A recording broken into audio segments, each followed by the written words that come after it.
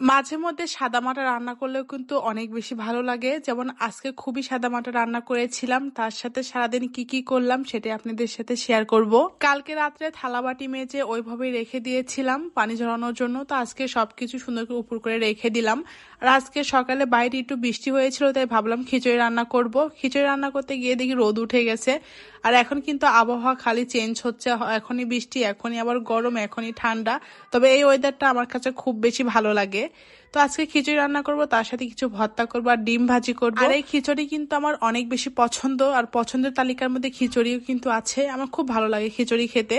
যখন আমার বাচ্চা পেটে ছিল তখন এই খিচুড়ি আমি খেতে পারছি, তাছাড়া কিচ্ছু খাইতে পারিনি। অনেকদিন পর একটু খিচুড়ি খেয়েছিলাম। আমি বেশিরভাগ সময় খিচুড়ি প্রেসার কুকারে রান্না করি, কারণ প্রেসার কুকারে রান্না করলে খুব তাড়াতাড়ি খিচুড়ি হয়ে যায়, খেতেও কিন্তু অনেক বেশি মজা লাগে। তো খিচুড়িটা উঠিয়ে দিয়েছি। আর আমার ঘরে দেখেন সেই সকাল থেকে রোদ লাগে, রান্নাঘরে রুমে এত বেশি গরম লাগে। গরমের দিনে, ঠান্ডার দিনে তো ভালোই লাগে। আপনাদের সাথে গল্প করতে করতে দেখেন আমার খিচুড়ি রান্না করা হয়ে গেছে। আর আজকে খিচুড়িটা অনেকটাই নরম হয়ে গেছিল। ভাবছিলাম আজকে একটু ঝরঝরা খিচুড়ি রান্না করব, কিন্তু হলো না। আর প্রেসার কুকারে কিন্তু ঝরঝরা খিচুড়ি খুবই কম হয়, নরম খিচুড়িটাই বেশি হয়। আর ঝরঝরা হলেও আমি রান্না করতে পারি না। সকালে নাস্তাটা করে নিয়েছি, এদিকে থালাবাটিগুলো পরিষ্কার করছি। আসলে সকালে নাস্তা করার পর হাতে আর একদমই সময় থাকে না, কারণ দুপুরে তো রান্না বান্না করতে হয়। একটার পর একটা কাজ লেগেই থাকে। সেই সকালে যে কাজ শুরু হয় এই রাত 10টা বাজে কাজ শেষই হয় না, মানে এত বেশি কাজ। আসলে সংসার ছোট হোক অথবা বড় হোক, কাজ কিন্তু অনেক বেশি থাকে। এই যে আমাদের টুনাটুনির ছোট্ট একটা সংসার, কিন্তু কাজ দেখেন কত বেশি কাজ। সকালে কাজ শুরু করলে শেষ হতেই জানে একটার পর একটা লেগেই থাকে। আর তার সাথে তো প্যারা আছে যে আজকে কি রান্না করব। এই প্যারাটা অনেক বড় প্যারা, যে কি রান্না করব সবকিছু ম্যানেজ করা। তো ওইদিকে আমি মাছটা ভিজিয়ে রেখে দিয়েছি। ভাবলাম আজকে পুঁই শাক দিয়ে ওই চিংড়ি মাছ রান্না করবো, তার সাথে চিংচিঙা ভাজি করব। অনেকদিন পর বাজার থেকে চিংচিঙা নিয়ে আসছে।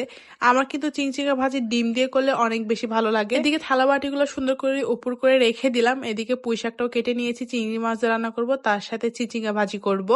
আর এদিকে আমার জন্য, যেহেতু আমি ডায়েটে আছি, আমার জন্য শশা দিয়ে মাছ রান্না করেছিলাম তেল ছাড়া। ওইদিকে ভেন্ডি ভাজি করেছিলাম আমার জন্য। এদিকে আবার মিষ্টি আলু উঠিয়ে দিয়েছি ওই পাশে। আমি যেহেতু ডায়েটে আছি, মিষ্টি আলুটা একটু খাই, যেহেতু ভাত আমি খাই না। এদিকে প্রথমে আমি তরকারিটা রান্না করে নিব। তরকারি সবাই যেভাবে রান্না করে আমি ঠিক সেভাবেই রান্না করি, মানে কোনো ব্যতিক্রম না। এদিকে আমি চিংড়ি মাছটা দিয়ে দিলাম। আমি মূলত চিংড়ি মাছ এই তেলের উপরে দিই, তাহলে একটু ভাজিও হয়ে যায়, এই চিংড়ি মাছের স্মেলটাও ভালো আসে।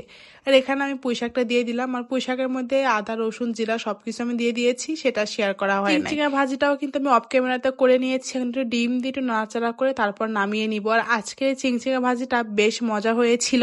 ওইদিকে আমার তরকারিটা কিন্তু প্রায় হয়ে গেছে, এখন আমি নামিয়ে নিব। আর কে কে এভাবে চিংড়ি ভাজি খেয়েছেন ডিম দিয়ে অবশ্যই কমেন্ট বক্সে জানাবেন। আর এই তো আমার কিন্তু রান্না বান্না শেষ। আজকে অনেক কিছু রান্না করেছিলাম।